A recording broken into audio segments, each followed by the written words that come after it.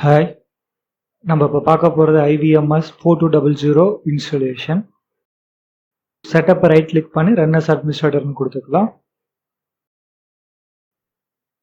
Agri கொடுத்துட்டு next கொடுத்துக்கலாம். So இப்போ நமக்கு இதில் நம்மளோட இன்ஸ்டாலேஷன் ஃபியூச்சர்ஸ் பேக் எல்லாமே காட்டும். ஸோ இதில் நமக்கு தேவையானது access control and time maintenance இது ரெண்டுத்தை மட்டும் செலக்ட் பண்ணிவிட்டு இன்ஸ்டால் அப்படின்னு நம்ம கொடுத்துடலாம்.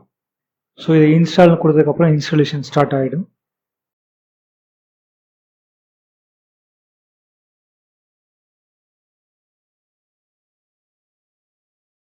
ஸோ இது ஒன்ஸ் கம்ப்ளீட் ஆனதுக்கப்புறம் ஃபினிஷ் அப்படின்னு நம்ம கொடுத்துக்கிறோம்.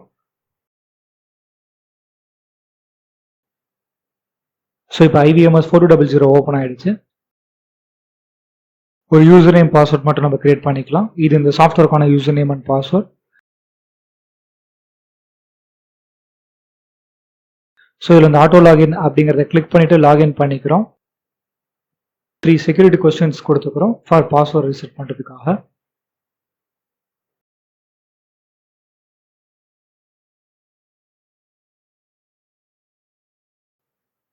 ஸோ இப்போ நம்ம லாகின் அப்படின்னு நம்ம கொடுத்தோம்னா நம்மளோட ஹோம் பேஜ் ஓப்பன் ஆகுது.